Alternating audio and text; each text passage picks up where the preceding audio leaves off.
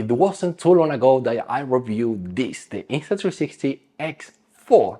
And this is the first 360 camera, at least consumer camera, that can do 8K. But even so, it was exciting. Well, now we have this. This is the QOOCAM Ultra. And this, on top of doing 8K with a better sensor, which is bigger and faster lenses, it also has 10-bit color, built-in storage and GPS, and a cooling fan.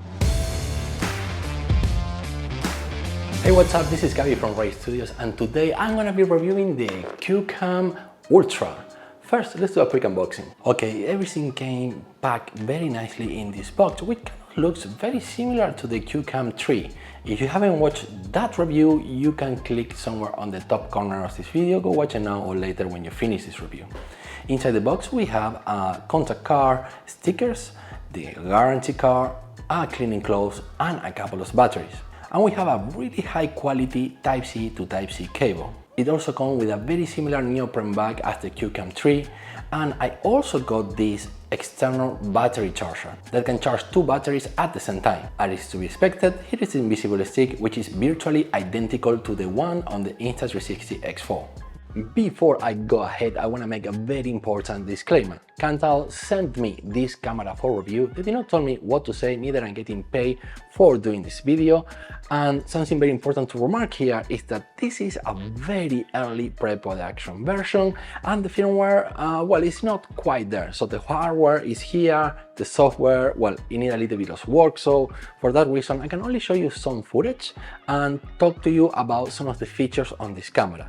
Once the full production version is available to me, I'm gonna do a full-on review and compare it head-to-head with the Insta360 X4. So make sure to subscribe if you haven't yet to watch that video. First, let's take a closer look at the camera. We do have a 2.2-inch display here at the front.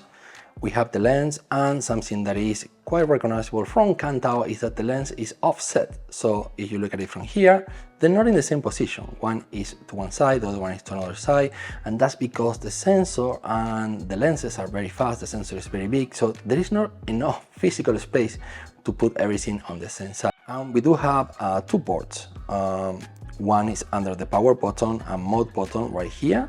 And this is just for charging the camera and downloading your footage. Keep in mind that these have inbuilt storage, so you can connect to your computer and download directly from the camera without having to extract the SD card or TF card. Now here on the other side, this is where the battery is and where you have your TF card. The camera will work without the TF card since, like I already mentioned, it has inbuilt storage. Now here we can see some vents, and like I mentioned before, this camera actually have a fan for cooling down for long periods of shooting. And then here we have the recording button, the quick menu, and the reverse button to flip the image either from one lens to the other one. This particular camera is one of the biggest and heaviest 360 cameras I have ever tested.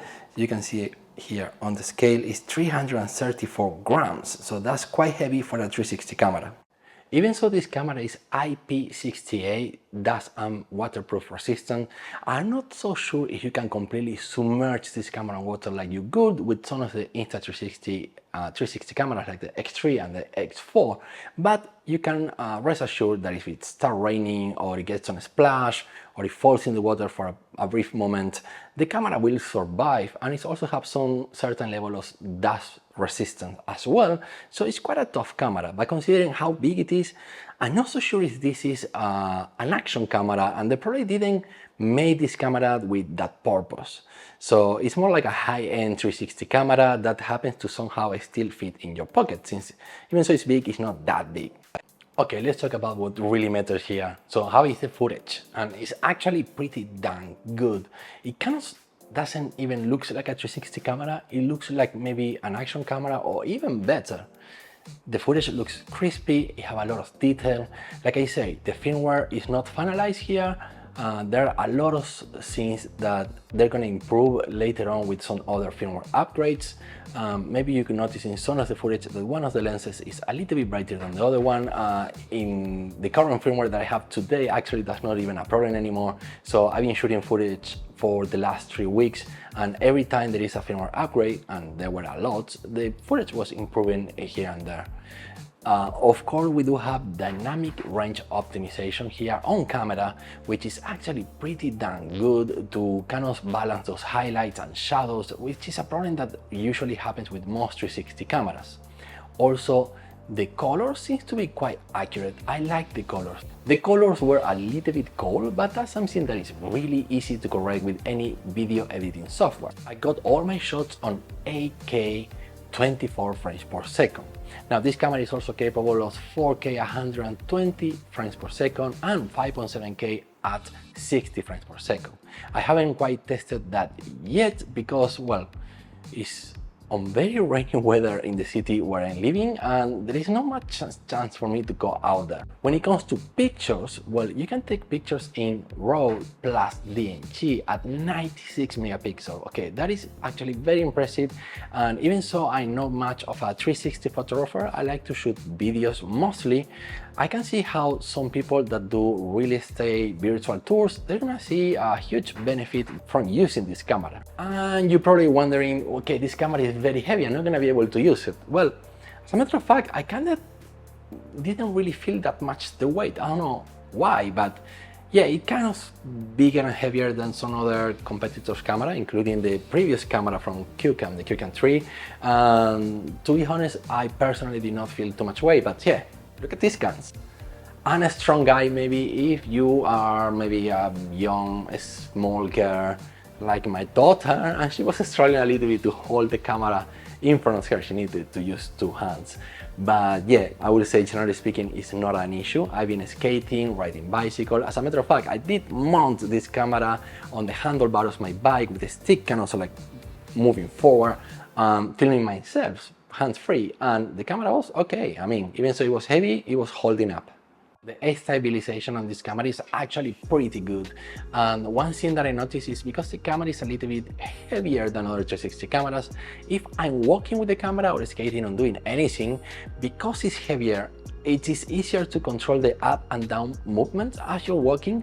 That is something that have issues with some other cameras. The lighter the camera, the easier it is that it moves up and down, but because this camera is heavier, well, it better control that up and down movement, which is good. I'm gonna be taking a lot more footage later on in 10 bits. I'm gonna try the slow motion, but for that I'm actually waiting and being precautious of having the latest firmware upgrade and the final version for that. So I make sure that you get exactly the kind of footage you're gonna get when you purchase this camera, seeing I'm pretty sure the firmware is not there yet. So make sure to subscribe to the channel if you haven't yet, and expect to see at least 1 or 2 more videos on this camera in my channel. If you are interested, make sure to follow up. And I will also gonna be comparing this to the Insta360 X4. That's gonna be a very interesting video. Okay, that's it for me today. I'm Gabby from Ray Studios, and I'll see you on the next one.